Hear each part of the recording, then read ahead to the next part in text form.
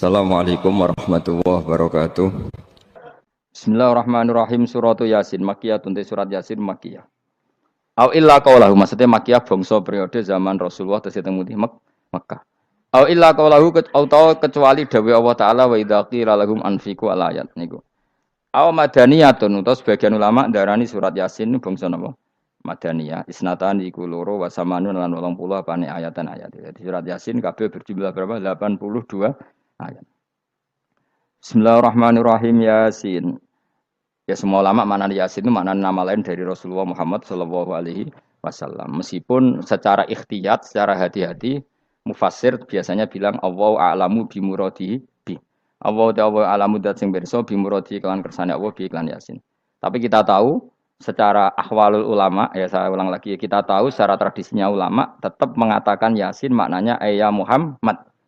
Buktinya terusannya apa? Innaka laminal mursali. Innaka ke siapa coba? Ke Nabi kan, Nabi Muhammad. Berarti Yasin wahai Muhammad kamu adalah mursalin. Apalagi ada istimal yang sudah konsensus seluruh dunia. Misalnya sholatullah, salamullah ala toha rasulillah, sholatullah, salamullah ala Yasin habibillah. Jadi makanya saya berkali-kali bilang, saya pernah ngisi pengajaran tafsir di Madura juga bilang gitu.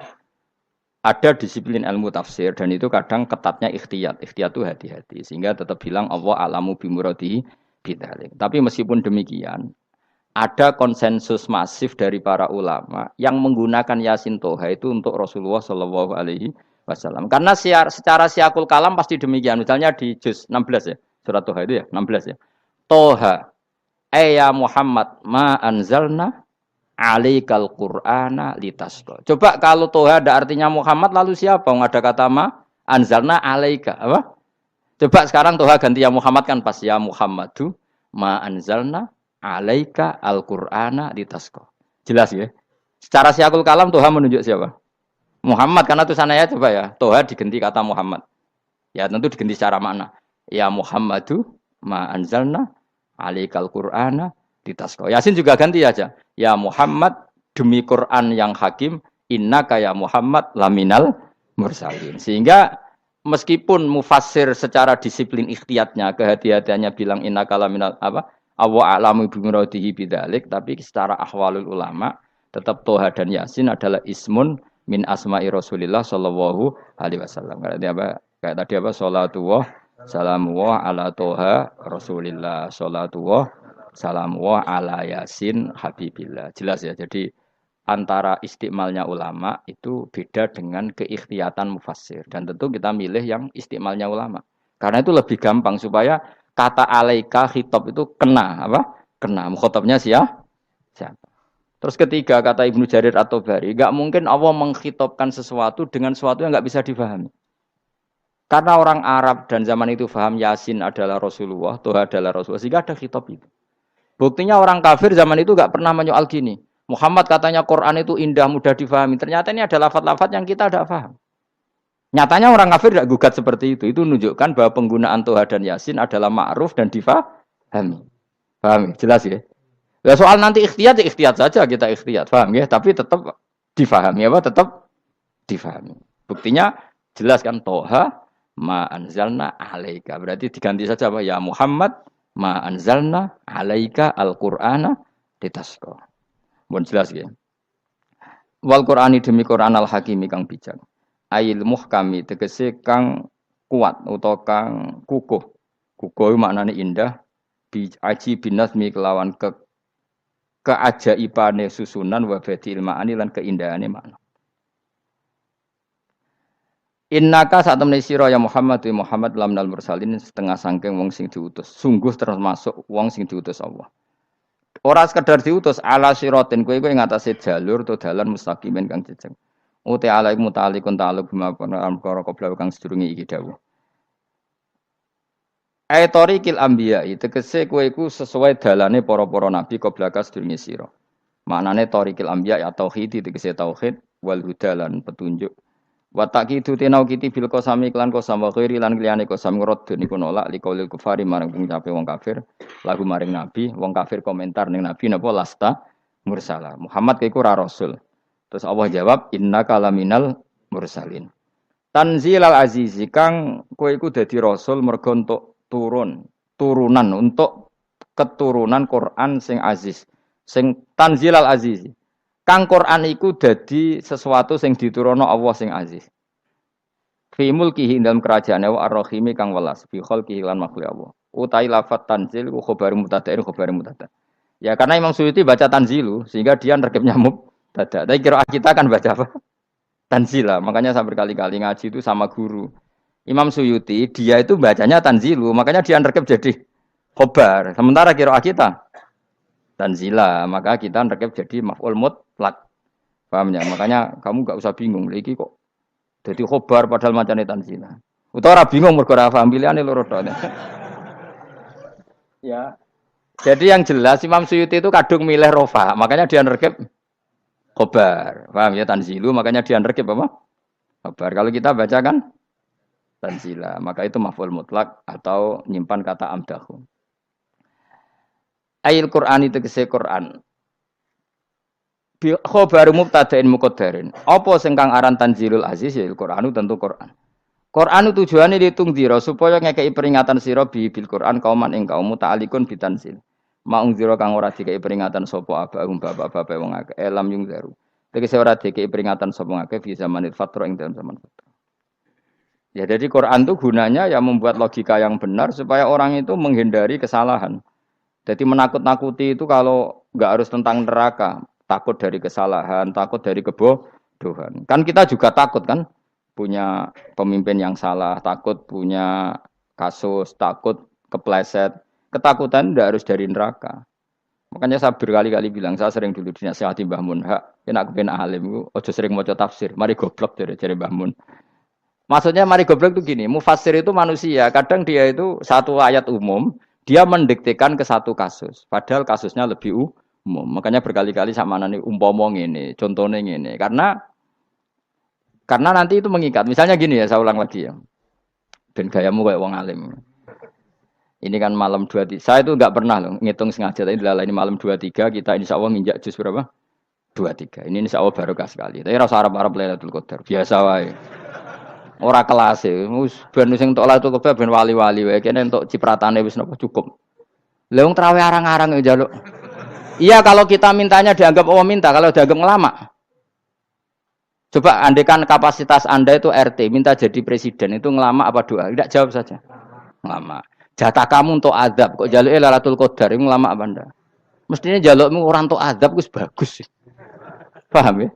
Banyak ulama diajak istisqa gak mau. Banyak itu ulama. Ayo istisqa kita karena sudah lama gak hujan. Kata ulama tadi. Jatah kita ini kena hujan batu dari langit. Enggak hujan batu sudah bagus, enggak usah minta. Lama macam-macam dan. Lah rai-rai ngene iki pantese entuk Lailatul Qadar apa entuk adab ayo jawab. Ayo. Ora entuk adab wis bagus. Yo dadi dongane ya Allah. Ampun jenengan siksa la tu'akhidna. La tu'akhidna maknane njuk Lailatul Qadar ojo ora disiksa. Ya makam kita itu masih Robbana la tu'akhidna. Iku supaya gak disiksa innasina waktu kalau kita salah. Kowe kan gak kalau. Wah sudah salah. Jadi donga innasina waktu sange apikane pangeran wae ditambahin. Kalau kita salah. Kalau kita kan sudah ada kalau lagi sudah. Sudah jelas salah berkali-kali lagi. Mbok wong diisin. Julak jaruk Lailatul Qadar gak diisin. Tapi oleh wong pangeran apian. Pangeran kan tapi misalnya pangeran ora aku luwe apian timbang aku. Dadi sowe disahno permintaan. Tapi gak dikabulno. Mau disahno tapi ora usah apa? Disahno iku iman jalin jan wong goblok piye meneh, macam-macam. Makanya doa paling fair itu ya Rabbana dzalamna anfusana wa lam taghfir lana wa tarhamna lanakunanna. Makom kita itu disepuro pangeran. Sing bener donga wong traweh-traweh lho ning Tuban ning Jogja wis bener. Apa innaka afuwun karim tuhibbul afwa fa'fu anna. Ora ana guru-guru kita ndonga, ya Allah anilna lailatul qadar ya Allah. Ka ono sarahku kiye-kiye kita ono ngajarno ngono ya Allah innaka afuwun karim tuhibbul afwa fa'fu anna. Jenengan kandat sing kathah nyepurane lan seneng nyepuro himpun jenengan sepuro. Iku bagus sudah. Sudah bagus. Dak ndelok lailatul qadar gresuk ndelok srengenge. Terus ndelok angin. Angger angen daerah Gunung Kidul banter terus anak-anak. Mbok wong tahu diri, maksud kula nggih tetep minta Lailatul Qadar tapi tahu diri. Misalnya suwe bar sedekah, puasa bar salat 1000 rakaat, terus utang si sahur, sampai togo-togo sing mbok dolimi jaluki sepuro. Pas kowe tenan mergo ngrasa ora dolim, nduk Lailatul Qadar. Tapi kira ngrasa ora dolim wis ujub sombong. Wong sombong ya ora berhak meraih. Lah terus piye Gus? Ya piye biasa wae, pokok biasa wae. Makom kita kok ora kena adab itu sudah luar biasa.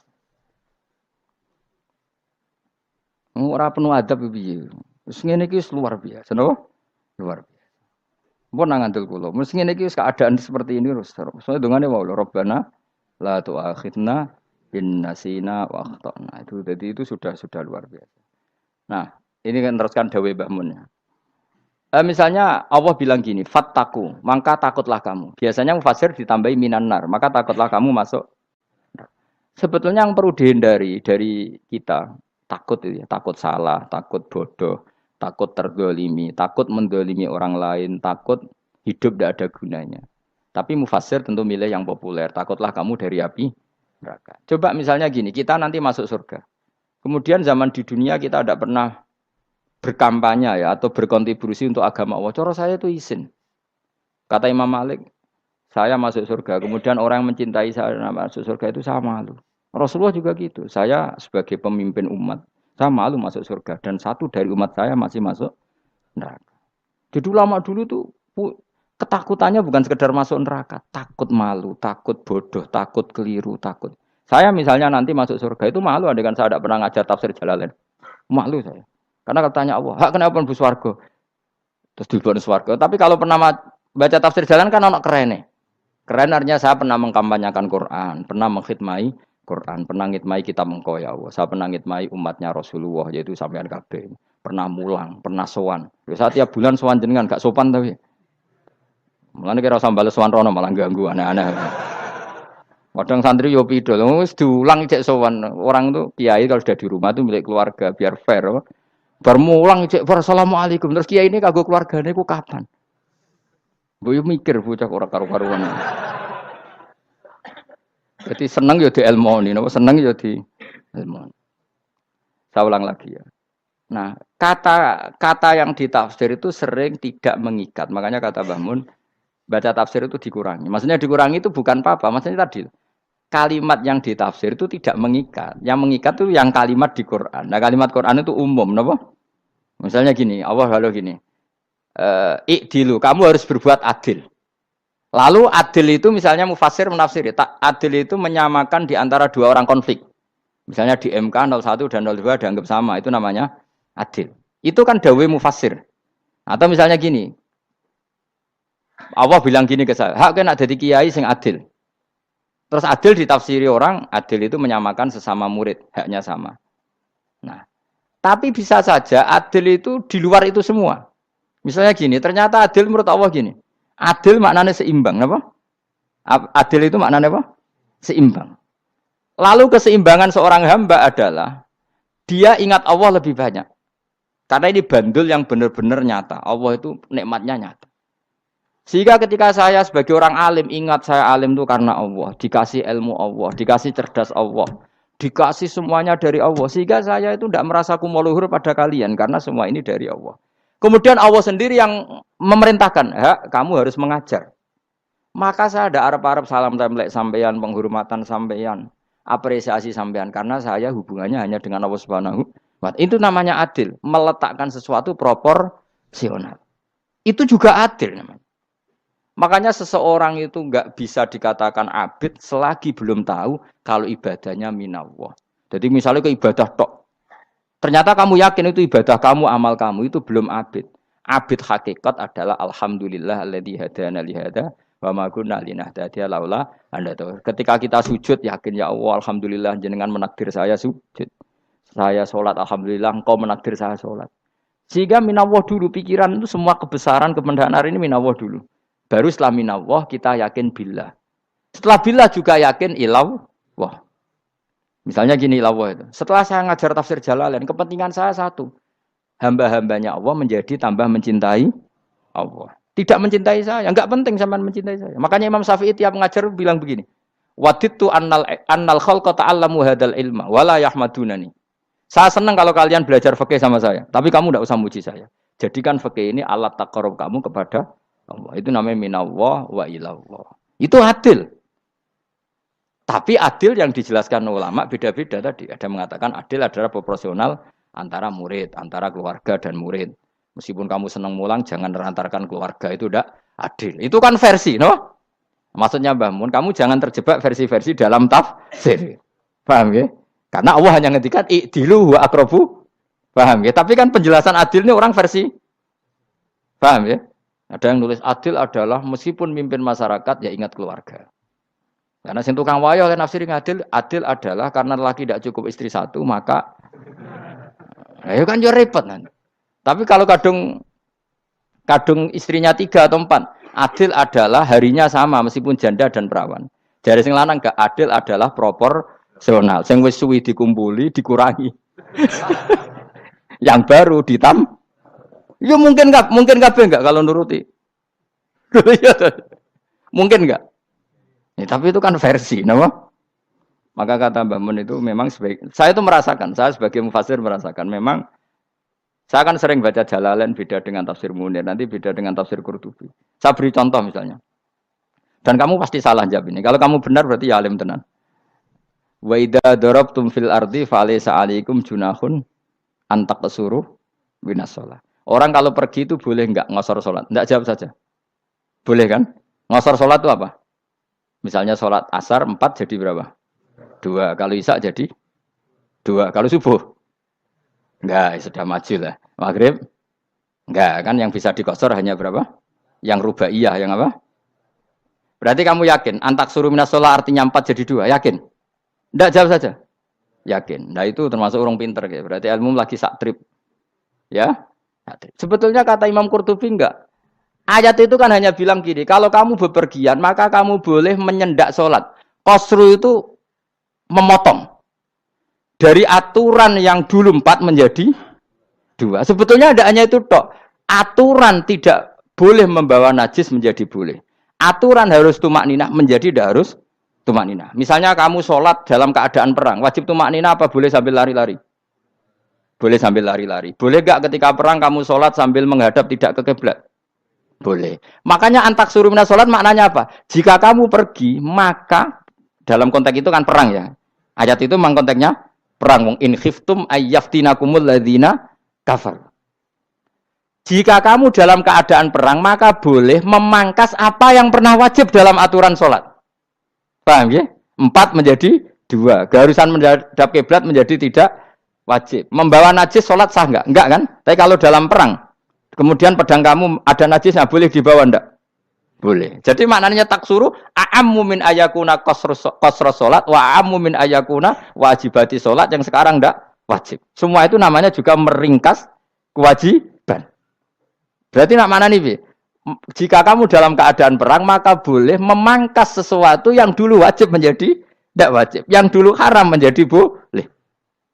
Tapi mufassir mencontohkan qasru salat hanya 4 menjadi 2. Dong ya.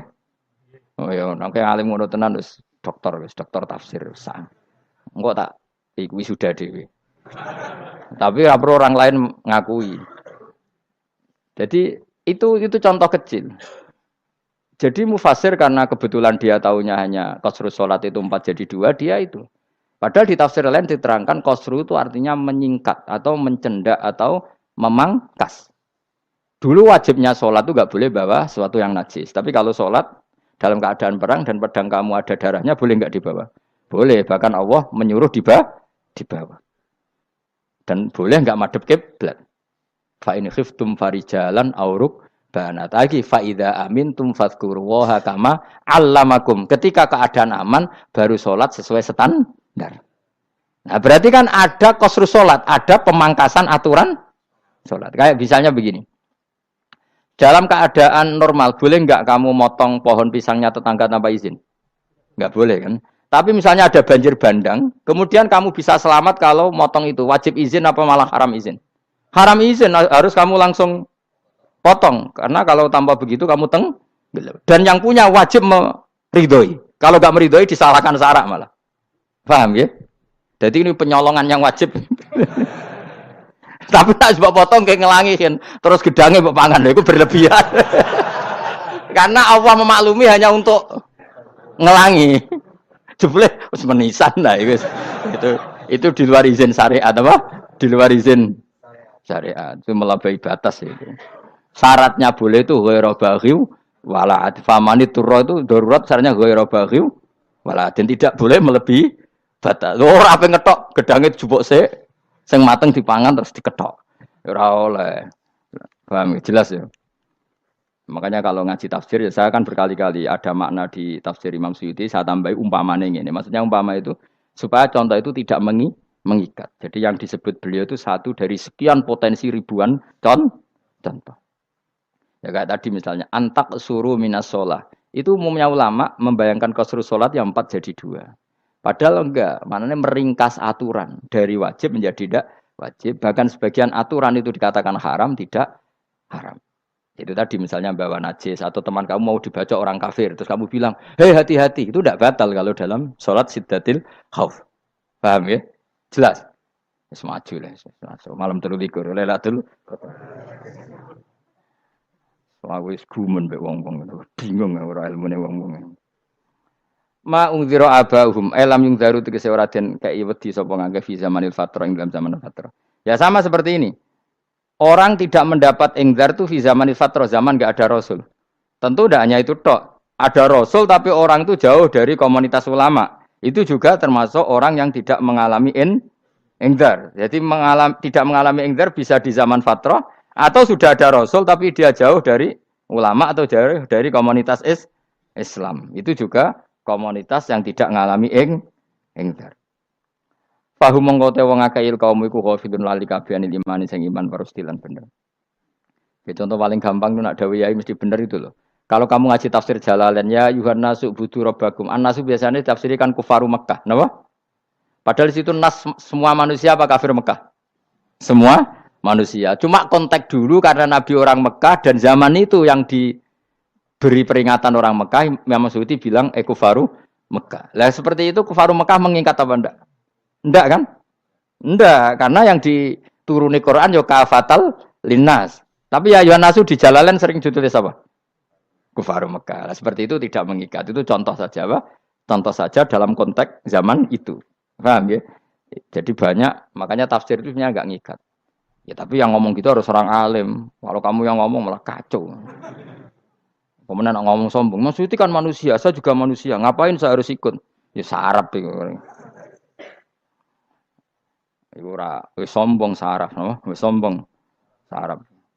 Lakot hakko teman-teman fahum, lakot hakko teman-teman nyata apa alqaulu apa titah, wajib tegese wajib manane nyata ala aksarihim. Ing atase akeh-akeh wong akeh bil adab. Lakot hakko teman-teman dadi nyata apa alqaulu apa titah anane azab. Wajib tegese wajib apa adab ala aksarihim bil adab, fahum mongko te wong akeh la yu'minuna ora iman sapa akeh. Il aksaru tegese ute akeh wong ora iman. Zaman niku maksud. Ya, maksudnya zaman itu, tapi jengben gue buatan ngerti. Tapi yang mungkin batu Isa itu semua orang iman, tapi ya banyak yang setelah iman itu tidak bermanfaat lagi karena wes napa matahari terbit dari napa barat. Hina la yanfa'u nafsan imanuha lam takun amanat min qabl. Inna saat temen ingsun jalna ga ingsun fi anaqihim. Ing dalam gulu-gulune wong akeh tak gawe aghlalan ing belenggu. Bi ayu dhamma gambar bi antu dhamma gambar arfento dewi kumpulno ilaha maring anak apa alai di tangan. Di anal gila karon saat meneh gil iku yajma'u iso ngumpulno apa gil al yada ing tangan kal unuk maring geger maring napa gulu-guri lho jenenge unuk. Wong Arab nak darani kene iku unuk, nak darani kene iku nakher. Ya jare wong Arab, ya kene iki unuk, kene iki nakher. Lah gulun niku ngeten, tangan didakok teng napa? Napa?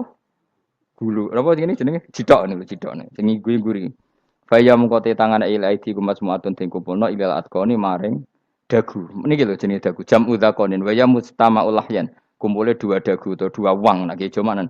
Fahum mongko te wong akeh mukmahuna iku dadi bunder sapa wong akeh. Manane rafiuna ngangkat wong akeh ruusaum ing sirahe wong akeh. Lastatiuna ora iso mampu sapa wong akeh khodaha ing ngendhekno ruus. Menen dhewe maksudi wa ta iki mutamsilun bayangan, mutamsil gambaran. Mulane kula gumun mbek ulama riyen. Tak contohno ya, nak ulama dhisik ku top. Wong dhisik nak darani bun rokok digludungno. wong kafir sok ben diglundungno ning neraka. Iku ya pancen ngalim tenan ngomong dhisik. Mergo gambarane ngene, ora usah mbok praktekno sok ben, praktekno saiki wae. Nak praktekno sok ben kowe sok ben mlebu neraka. Dadi ngeten wong nak lungguh ngene, wong Arab nak darani iki ason-ason. Terus ngeten. Ngeten. Niki kan niki jenenge apa? Dengkul. Dengkul itu kena dagu, terus tangan kena jidok. Dadi ngeten. Jadi wong wis dalam keadaan bunder. Paham ya? Lah melane malaikat karek nyaduk terus gludung-gludung ngono. Paham ya? Jadi mergo yo napa? Dengkul nempel dagu, paham ya? Tangan nempel jidok. Terus ditaleni. Paham ya? Terus ya karek gludung dong, melane wong kuno nak darane bunder neraka iku. Oke bayangno saiki sok ben ra usah, gak usah mlebu maksudnya, paham ya? Mulane ape mlayu ora iso, wis posisi ngono, paham ya? Sebenarnya rasa delok, maksudnya itu praktekno saiki. Orang delok lho. Lah dawuh Imam Suyuti wal muradu te kang den kersakno iku annahum sak temne wong akeh la anu nek ora tunduk sapa wong akeh lil imani maring iman. Wala faduna nek ora tunduk sapa wong akeh ora ndilukno ru'usahum ing sira wong akeh lahu krana iman. Iki tapi dawuh Imam Suyuti. Tentu tidak semua ulama sependapat. Jadi cara Imam Suyuti semua yang dikatakan Quran ini muktamsil. Artinya mereka tidak tunduk, maknanya tidak menerima iman. Ya, tapi itu cara Imam Suyuti. Ulama lain yang mengatakan tidak. Memang orang kafir ketika masuk neraka dalam keadaan seperti itu dan digeludung. Ya tidak apa-apa sama-sama benar. Ya sama-sama benar karena ya Quran itu milik bareng, ya. Milik bersama. Jadi apa ya? Kan banyak kalimat kayak tadi mengkosor solat, meringkas solat. 4 jadi 2 yang meringkas, paham ya? Dari aturan ketat menjadi agak longgar juga meringkas. Jadi semuanya namanya memotong apa? Memotong dari 4 menjadi 2 yang memotong, paham ya? Dari aturan wajib menjadi tidak wajib juga memotong. Nah, itu kan sama-sama benar. Lihat nanti konteksnya. Wajah analan gawe sapa ingsun mimpeni aitim sanging ngarepe wong akeh sadan ing tutup. Wa min khalfim sanging gurine wong akeh sadan ing tutup. Fathisin sadan wa dhammiha lan dumai sin sudan fil maudhi'in ing panggonan loro. Fa akhsena mongko ngekeki gelap ingsun ing wong akeh fa mongko te wong akeh laik sirun rane ngali sapa wong akeh. Tamsilun iki ya contone aidon disat diturukil iman maring ketutupe dalan iman alih mengatasi kufar. Nak cari maksudnya kabeh iki mau tamsil. Dadi ngene. Dari depan kami kasih tutup, dari belakang kami kasih tutup, kemudian mereka saya kasih kegelapan. Maka mereka tidak tahu. Mananya apa? Dari arah depan yang mereka enggak ngerti pentingnya iman, dari arah belakang yang mereka tidak ngerti pentingnya iman, maka mereka buta, artinya tidak iman. Itu dari Imam Suyuti. Tamsilun aidoni hanya perumpamaan lisat diturukil iman, yaitu tertutupnya jalan-jalan iman. Tapi ulama lain mengatakan ya enggak. Memang pernah ada peristiwa di mana orang kafir ngepung Rasulullah, dan mereka dari depan matanya dihalangi, dari belakang dihalangi, sehingga ketika Rasulullah keluar mereka tidak melihat. Itu ya nyata ya. Jadi makanya ngaji ya. Jadi ben keren. Oh ini ada sekian tafsir. Terus gue ngomong kan kayak wong alim keren. Nah takoki kata siapa? Ono rekamane. Tapi yang ora ngaji dhewe. Nah takoki kata siapa? Ada rekamannya. Lah anak aku takut ada kata siapa Gus tak dudono kitabe. Lah anak gue dudono rekaman. Iku apik zaman akhir ngono wis maju. Sokoke sing rido kan. Enak kok Kang dadi orang alim gue enak. Nanti itu dadi wong alim ya rugi. Tadi nanti kan gitu. Syekh Abdul Qadir masuk surga. Entah ini gelombang kedua dan para penggemarnya.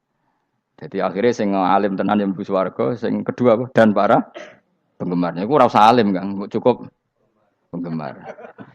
Jadi aku sebenarnya rugi kan. Gus Pak masuk swarga kedua dan para penggemar. Waduh. Terus jebule padha ae. Iku saking rahmane Allah. Kenapa?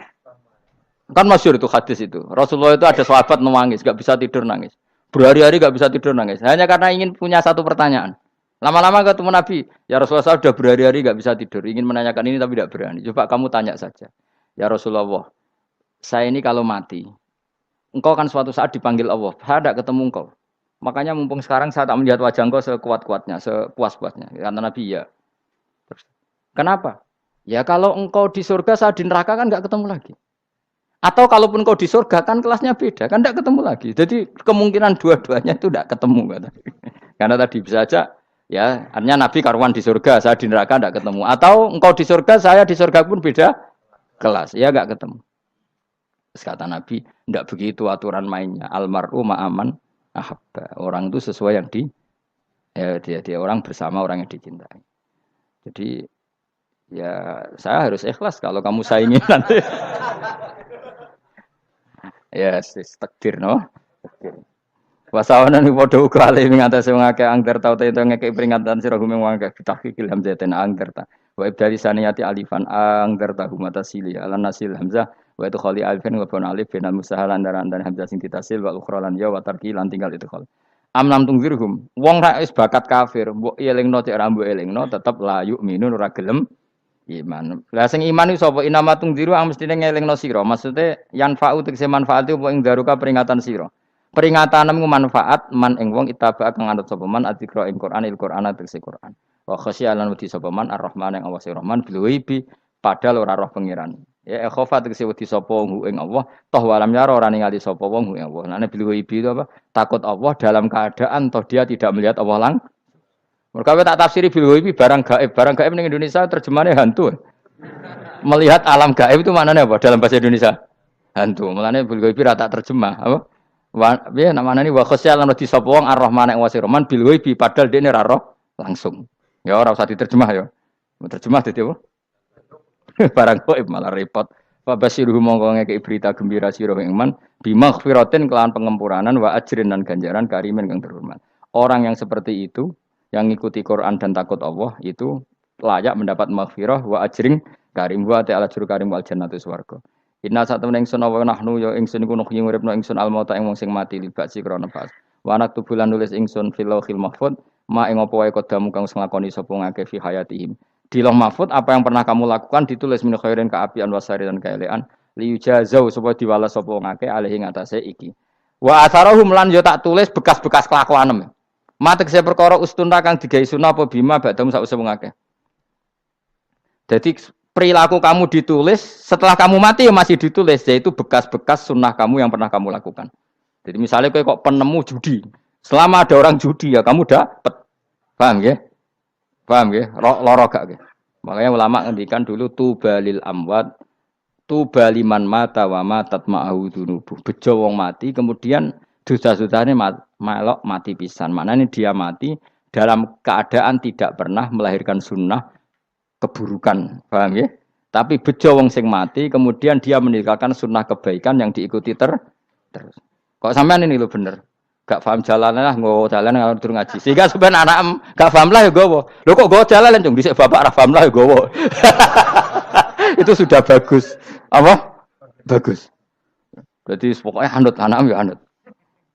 Wah, pokoknya keren, pokoknya keren sampean keren. Jadi nanti sampean anak tuku jalan takoki, Pak. Kok tuku jalan dhisik bapak aku ning lemari iki ono jalan. Lah tapi dhisik bapak paham yo ora paham padha. Wis stop, wis, stop.